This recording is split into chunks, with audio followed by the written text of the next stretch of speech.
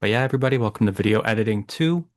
This is a follow-up to Video Editing 1, which is another workshop which goes deep into the groundworks and the foundation level knowledge needed for CapCut. So welcome all, thank you for joining. This is a continuation of Video Editing 1. This is a timeline for how I expected the the meeting to go before everything became spookified by Halloween, but we're going to start off with a short review of Video Editing 1, followed up with the basics of color grading and the basics of green screening and removing backgrounds. And then we're going to end this all with voice recording and altering your voice within CapCut. And then if anybody has any questions at the end, there will be a little section for that. So if we're going to start off with the review, we're going to learn how to start the project, the CapCut interfaces, and using cuts, transitions, and filters within CapCut. So when you start CapCut, this is what it will look like. And I actually have it open right here. This is what it will look like when you open CapCut for the first time. If you want to create a project, you just press this big blue button up here that says Create Project. So if you press that and you give it a moment, it will make the entire project for you. And then you're welcomed with this kind of daunting looking interface. So if we're going to break down this piece by piece, you start off with the top left corner, which is the Tools and Media panel. This holds all the elements that you're going to use in your project. It's where you can import your videos, you can import photos and audio, etc. And it also includes stock videos and stock images. There's access to royalty-free music or sound effects and adding text to the screen and honestly even more. There's a lot to cover within all of these, but I would say the most important is this media and this audio tab. So just to show you guys what that looks like, if I go into my folders right here, you can see I have videos and I have audio right here. This one is an MP3 file, which is an audio file, and this one is an MP4 file, which is a video file. So if I wanted to import these from my computer into CapCut, I can just click and then drag them into the import right here, and then they'll show up. And it works the same. Videos and music, you import them and they show up. If you don't have any videos or photos yourself and you wanted to use some stock photos, if you went into library down here, it'll give you a basically unlimited list of photos and videos for you to use. Same with audio. If you go into the music here, it gives you an almost unlimited list of royalty-free music. So after this, the preview player, and this is where you're going to see a real-time playback of the video as you make edits on the timeline.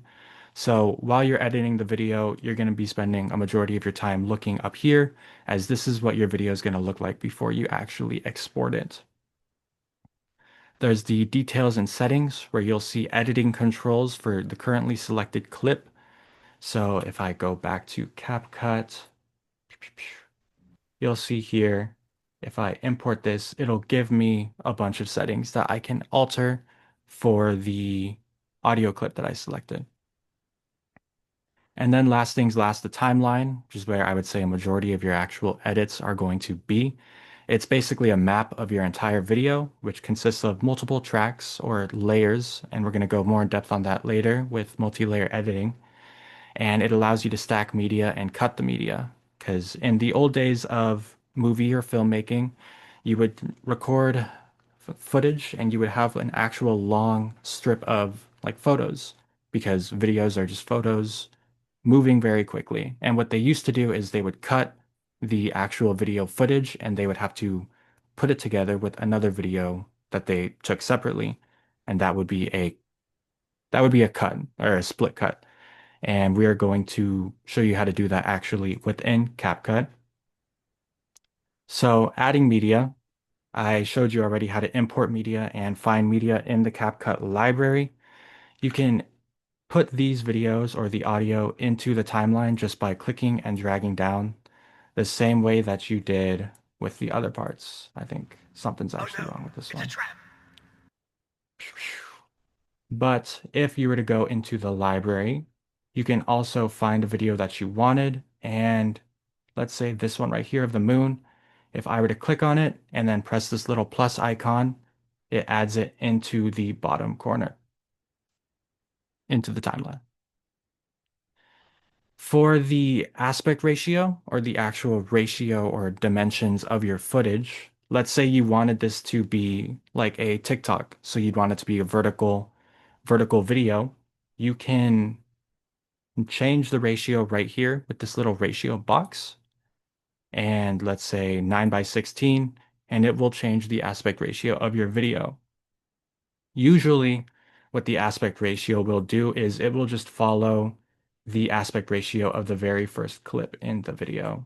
So if I were to start with just this vertical clip right here, you can see it starts off completely vertical. However, when I started with this horizontal clip, it starts the video off horizontal. So if you wanted to change that, you would change that with this little ratio box right here.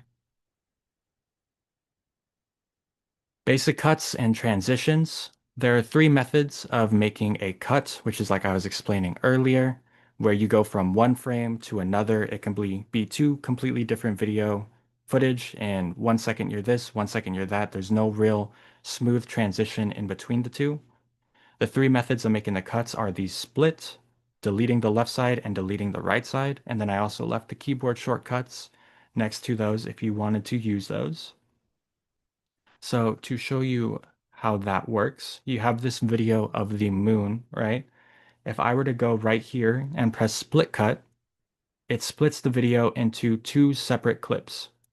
There's the left side and there's the right side. And if you were to make edits or if you were to move this clip around like that, you see that the right clip and the left clip are now completely separate. They're not connected at all anymore.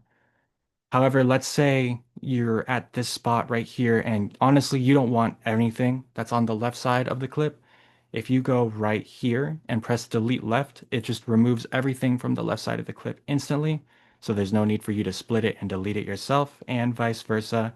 If you didn't want anything on the right side of this clip, you go here, press delete right, and everything on the right side of your little timeline cursor disappears. It's cut, gone, vanished into non-existence.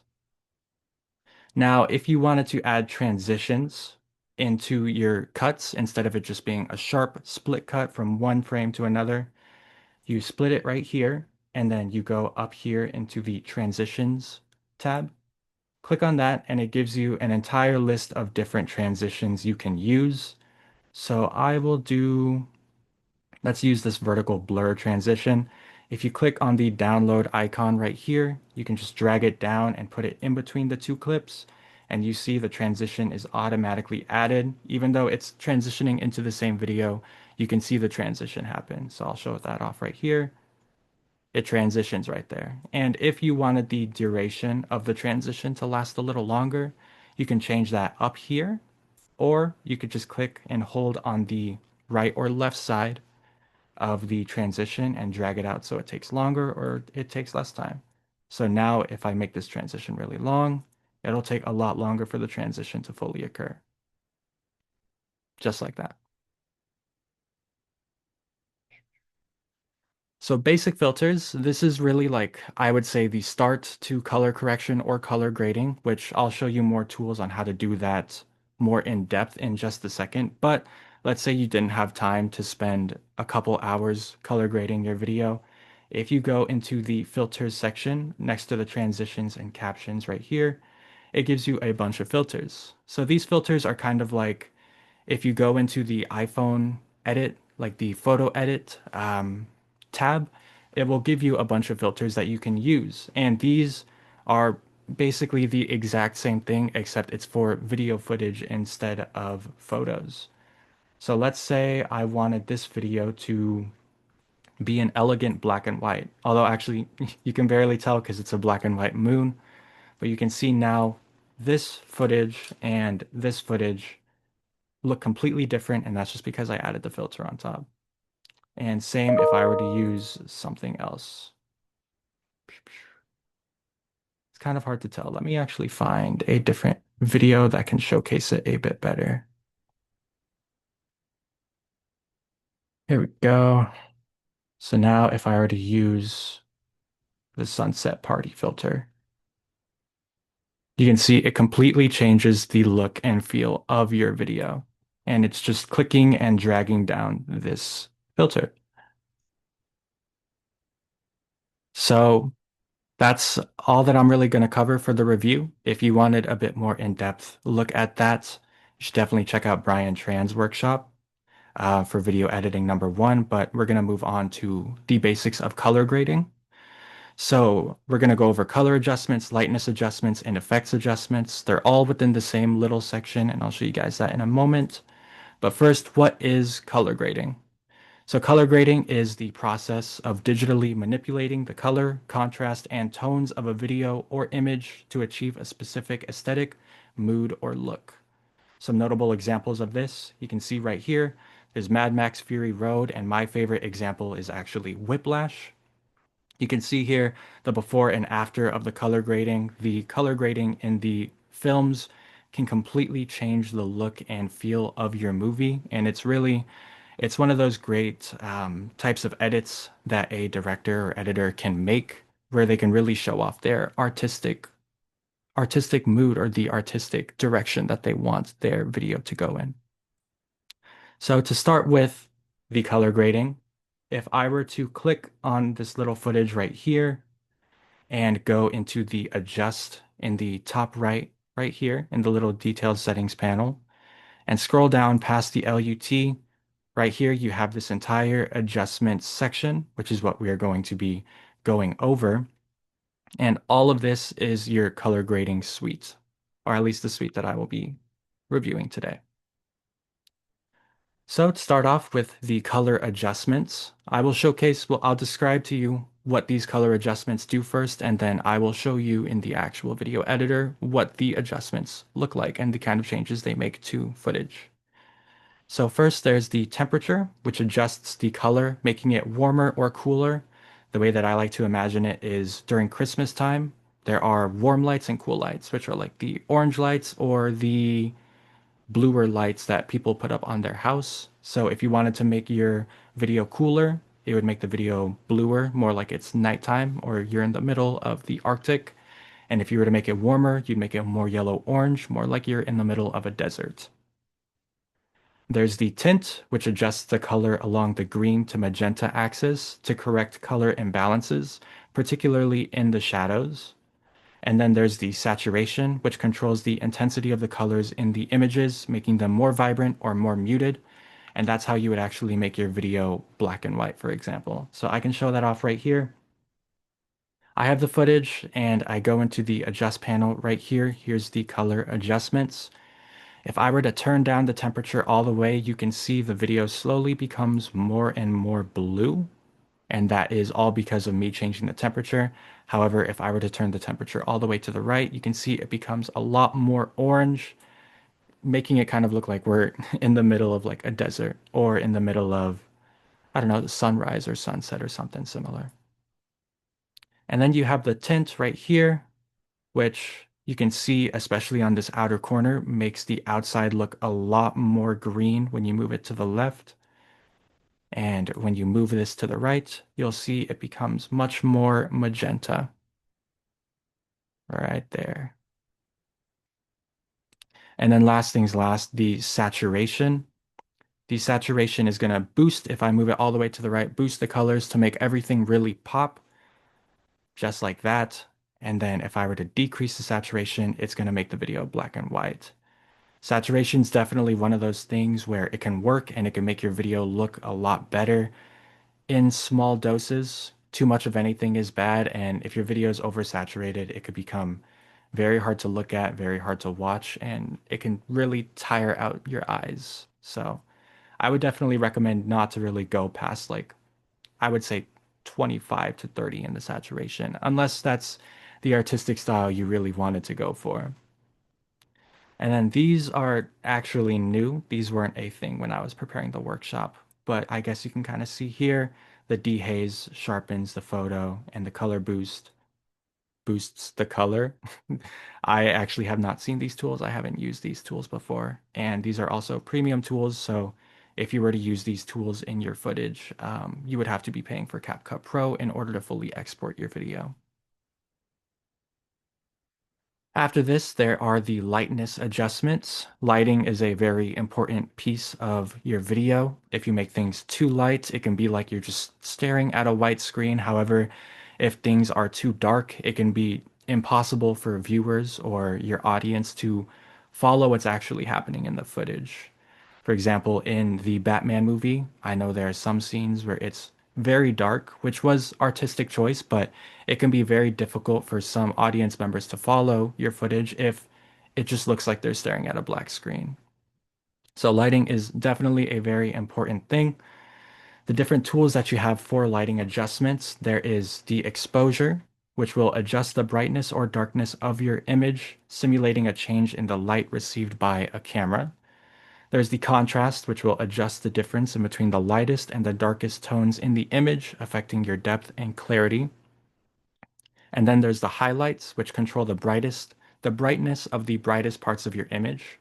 And then the shadows, which control the brightness of the darkest parts of your image. So just to showcase that a little bit here, as you can see, when I decrease the exposure, the entire video becomes much darker. And when I do the opposite, the entire video becomes much brighter.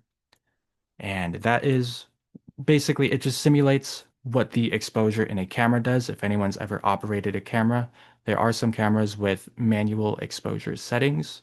And this is basically the video editor attempting to simulate what it would look like when you were taking videos with different exposure settings. Then there's the contrast. As I decrease it here, you can see the entire video becomes slightly more gray. Everything starts to blend into each other, and the whole video as a whole becomes more flat. If I were to do the opposite with the contrast, it's also like the saturation, where honestly, I would say all these tools are too much of everything is bad. The saturation and the contrast are definitely two, though, where I would say it would hurt the viewer's eyes if you were to use too much of it.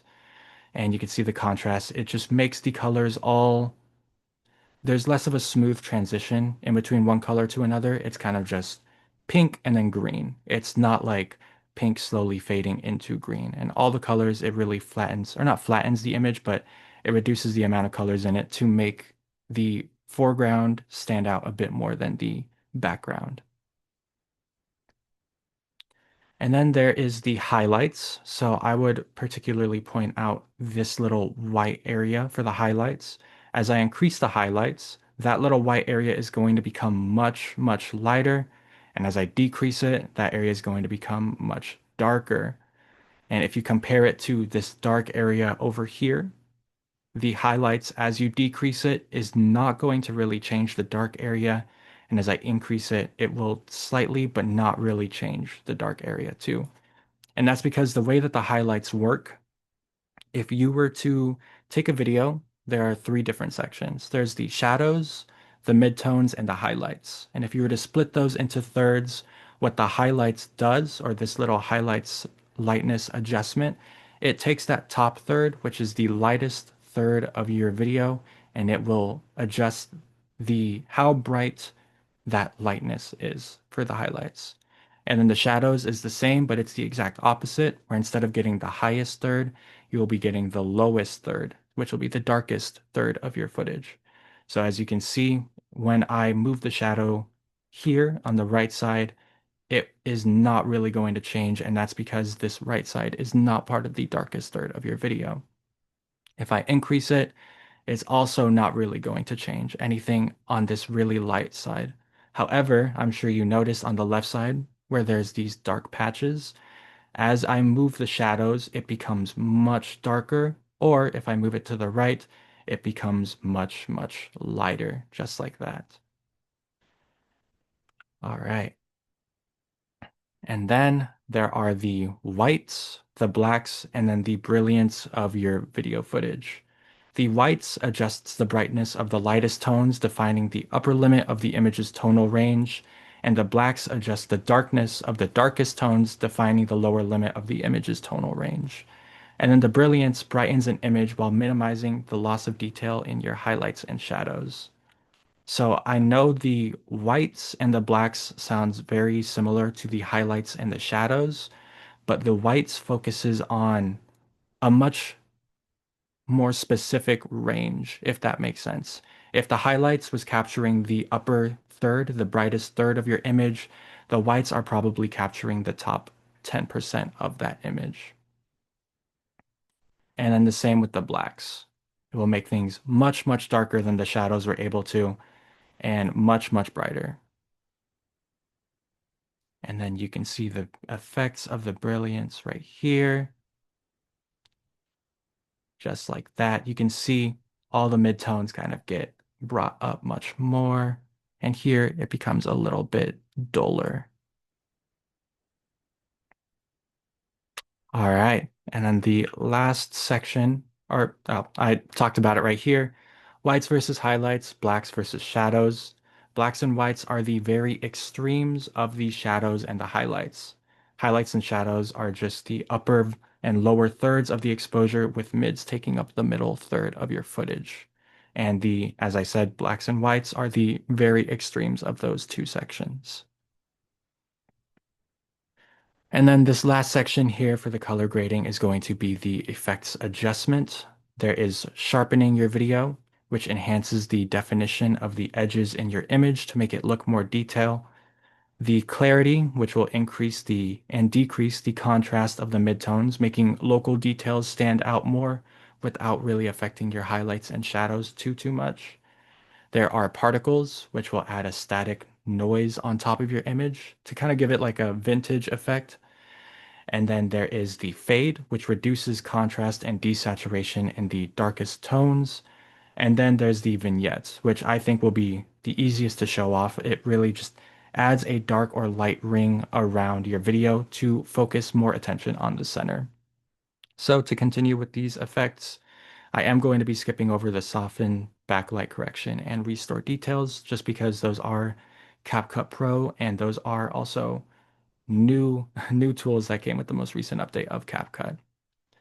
So as you can see here, when I use the sharpen tool, it makes the edges, if I reduce the sharpen tool all the way and then I increase it all the way, you can see all the edges in this frame become much, much sharper, like almost like a knife. It cuts.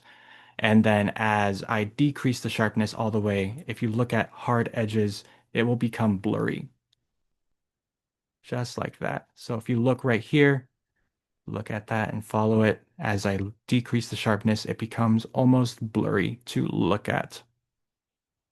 Then there is the clarity, which will find tones closest to it for the midtones. It will find the closer tones and try to, I guess, soften the differences in between all the changes in light. Just like that, the entire photo becomes a bit more similar in general color range. And then, like I said, I'm skipping the soften, backlight correction, and restore details. And we are going to be going to particles. This will be a very notable change. As I increase the particles, you can see it almost adds like a static effect over the video itself, kind of making this look like it was a photo that was taken sometime in, I don't know, the late 90s, I would say, where you have all this extra film grain on top of it. And especially when you're up close, you can see it as I decrease and increase the particles. You see this area goes from being entirely smooth to a bunch of random noise on top of it. And this is really one of those effects that you use if you wanted your movie to look like it was older, or if you were making a older looking or older inspired, I guess, found footage piece of film. The particles would definitely be a very useful thing for you there. And then you can see the changes in the fade here as I increase it, oops, and decrease it, just like that. And then last things last, there is the vignette. And as I move the vignette to the left, you're going to see a white ring appear and slowly start to focus more and more on the center of the video. So as I increase that, just like that, you can see now there is an entire white ring around the video, focusing all attention on what's directly in the center of the video. And if I were to do the opposite, instead of moving left with the vignette, I was to move all the way to the right. It almost looks like you're like closing your eyes a little bit, the way that the black surrounds the center. Now, if you wanted your vignette to look like this, you totally could. But vignettes, I would say, are most helpful, like everything else, in very small doses. So you can see no vignette right here. But even if I were to just add a small vignette, it just slightly draws the eyes a bit more into what's happening in the center as the outer edges become darker or as the outer edges become lighter. It draws the attention away from what's happening out here, and it almost forces the user or the audience to look at what's happening in here. And you can see as I increase the vignette in the very edges, if it's a very small vignette, you can still see what's actually happening out here in this outer corner. It's just to draw the eyes to the center, but if you were to increase it all the way, you can see this little corner basically disappears into just being black, and you can't see it anything. And same with the white side. So if you didn't really care about what's going on in your corners and you just really wanted the user to focus on what's happening in the center, you can use the vignette, but definitely in smaller doses.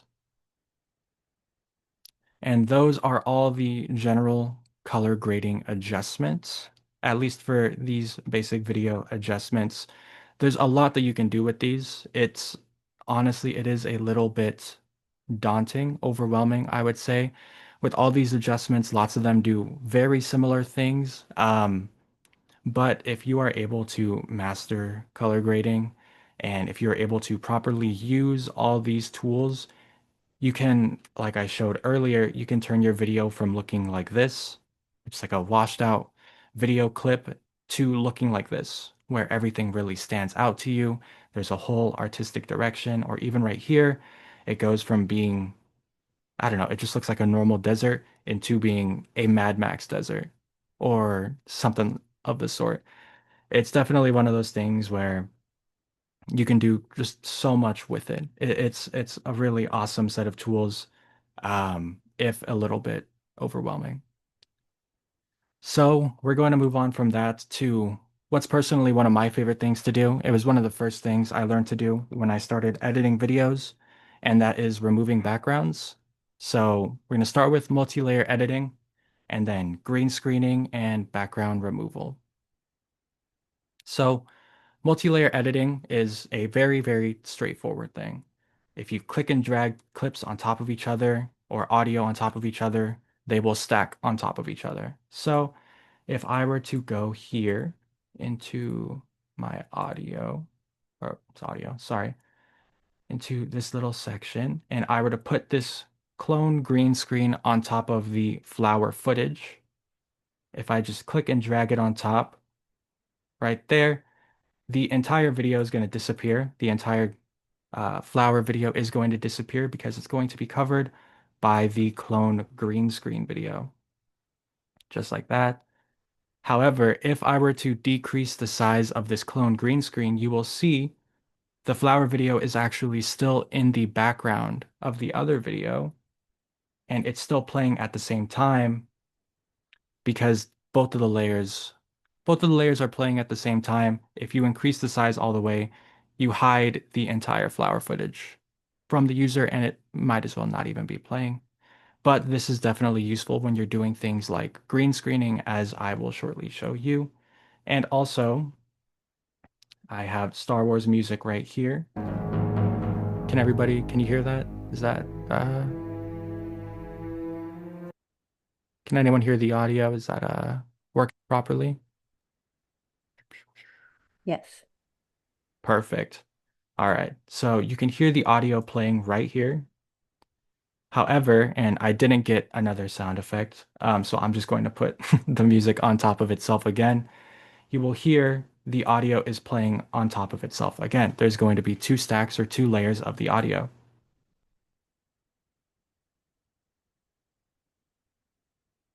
So if you wanted to, for instance, add multiple layers of sound effects or multiple audio Josh, right tracks. now it says you've paused screen sharing. Oh, Um, that's not good.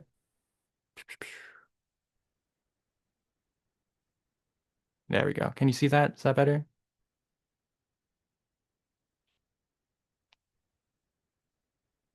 Let me, there we go. Okay, now it's back. Oh, perfect, perfect.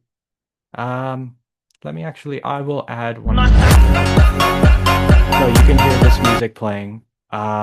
If I were to add this music on top of the Star Wars music, you will see they both start playing at the same exact time. So this is very useful, for instance, if you wanted to add multiple layers of sound effects, or if you wanted to have multiple soundtracks happening or transitioning into each other. That is how you would do it. It's literally the same thing as adding a clip down into here, except you just drag it up. Or with the audio, same thing as adding your audio clip into this section, you just drag it down a little bit. So moving on from the multi-layer editing, the basic green screening. I'm sure everyone knows what green screening is. It's a classic film technique. It's also known as a chroma key, and you can see it actually happening here during the filming of, I think this is Revenge of the Sith, Star Wars Revenge of the Sith. So if you click on the clip that you want to green screen, so I will be green screening this clone trooper. Actually, I should keep this background. I will green screen this clone trooper to make it look like he's doing whatever he's doing on top of the flowers. If you go into this video section up here and then click on remove background or remove BG, if you check mark the chroma key right here, it'll give you this entire list of things that you can do.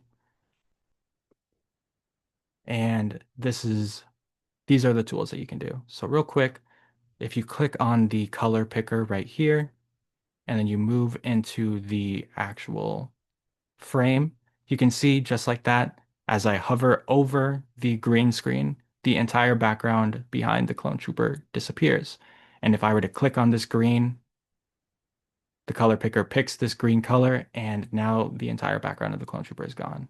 It's really, really straightforward. It's one of those tools where over time it's become a lot easier for people to do it.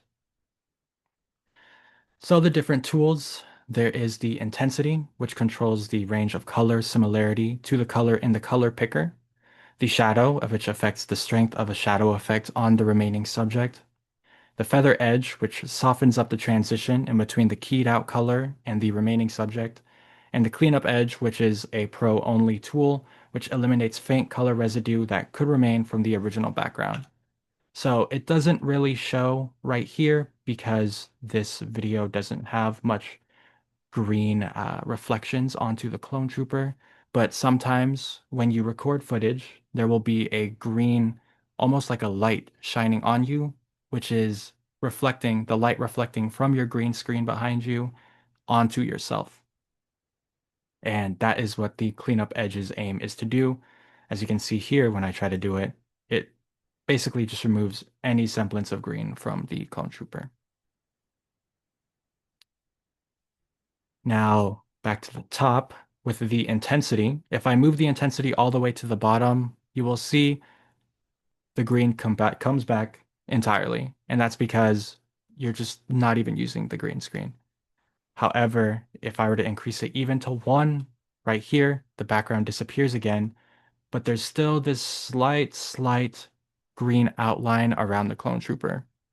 And the reason why this is here is because even though it's basically impossible for our eyes to see it, the green around the clone trooper is just slightly different than the green surrounding everywhere else. So what you want to do is you increase the intensity of the color picker and of the green, which increases the amount of green or the color similarity that the chroma key will be removing. So as you remove it, you'll see the green outline around the clone trooper slowly starts disappearing. However, if you do it too much, the clone trooper itself will start disappearing.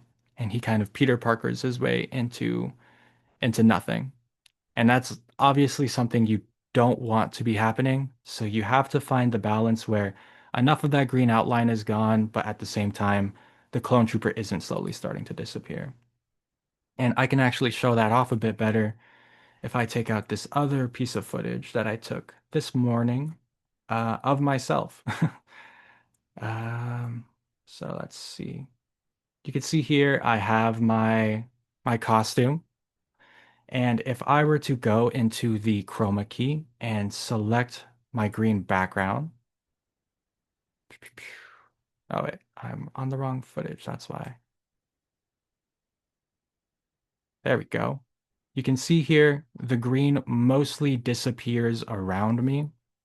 However, there is, and it's more noticeable for our eyes here, the green that I selected is a different shade of color from this green right here. And that is enough to throw the program off to the point where it doesn't know if this is the green that you want to get rid of or if this is green that's cool with staying. So if I increase the intensity, that green will slowly start to disappear. But, and I'm sure you just saw right now, everything else slowly starts to disappear as well as I increase it too much because everything is just has a slight shade of green in it. And something that I do want to note before anything else, if you are wearing green, you will disappear within the green screen. And to show this off, I actually took out my green lightsaber. And as you can see here, I have a green lightsaber. I'm waving around the green lightsaber, but if I turn the chroma key or the green screen back on, the green lightsaber completely disappears. And as I wave the green lightsaber in front of me, I disappear because the green of the lightsaber is getting in my way. So if you were to do something like this, you can I've used a red screen, which doesn't really work because it kind of interferes with my skin tone. You can use a blue screen. You can use purple screens. Honestly, what you really want is just one solid color or as solid of a color as you can get, and make sure you're not wearing anything that matches that color because you will disappear along with the background. All right.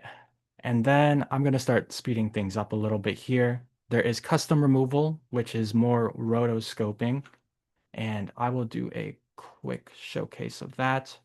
So I have this lovely little couple right here, and they are holding each other. So if I were to go to remove background and press custom removal, what this does is you can see there's no green screen around them. There's no blue screen. This is all a bunch of different shades of color.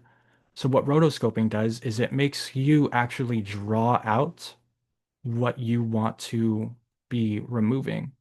So if I go here and I start drawing the outline of this couple very roughly, very quickly, and just got to get most of him.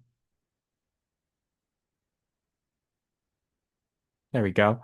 So as I do that, and then if I click apply after it's done processing, it will see what you have drawn out and outlined, and it will try to follow those outlines as best as it can to remove any of the background. So as they move, you can see the actual removed area also moves, which is actually it's really cool.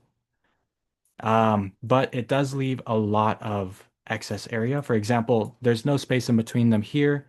And as you move out, there is space between them. And now the program doesn't know, is it supposed to get rid of this space? Is it supposed to leave it? It can get a little confused. And also, you have to spend a lot more time in order to properly get it done. I'm sure you could see the little outlines around the guy's hair, around the girl's hair, and around what they're wearing. And that's because I drew over it so quickly. If you really wanted this to look good, you probably sit down for a good 20, 30 minutes and try to get every single detail you possibly can with it. And then last things last, there is voice recording, which Brian previously went over very quickly, but I wanted to show a couple cool new things with it. If you go into the voiceover button right here and you press recording start, it'll give you a quick countdown and then you can slowly record your voice or just record it normally. And as you record your voice, you will hear it in the playback. You can slowly record your voice or just.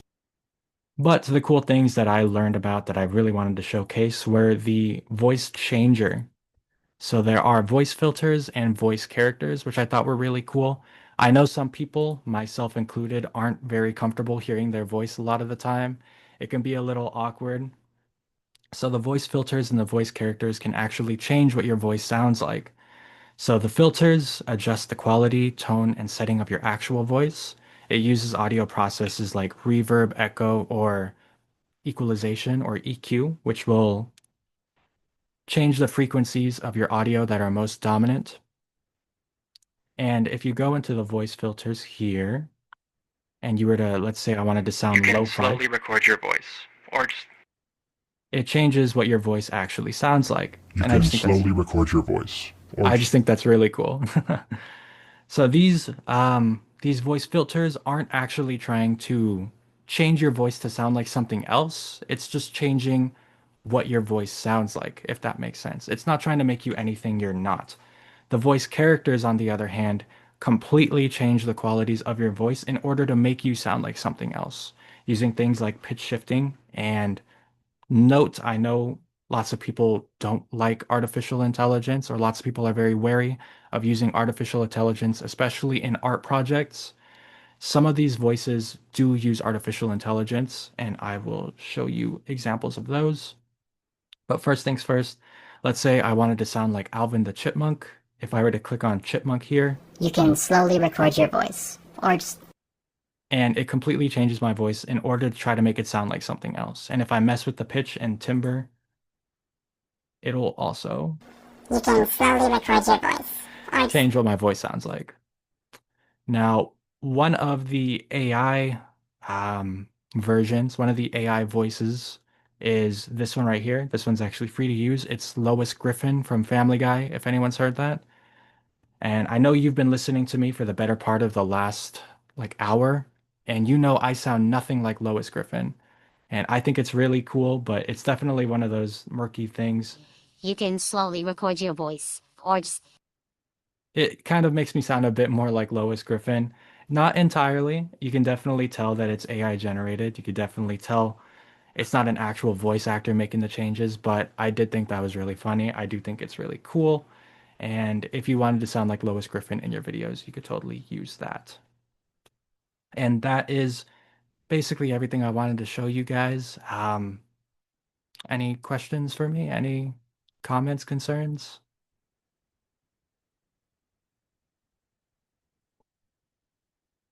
Perfect. Awesome. In that case, thank you guys all so much for showing up to my workshop, for listening and working through all the technical difficulties that ended up occurring because of the Halloween season. On the right side, there is a QR code for the post-event survey. If you guys would be so kind, I would really appreciate if you could fill that out. Let me know what I did good, what I did not so good, and just your overall thoughts on the events and what we can do in the DHC to improve our events. And yeah, so thank you guys all for showing up, and I hope you guys have a really good rest of your Halloween. Thanks, Josh. That was incredible. That was so cool. Thank you.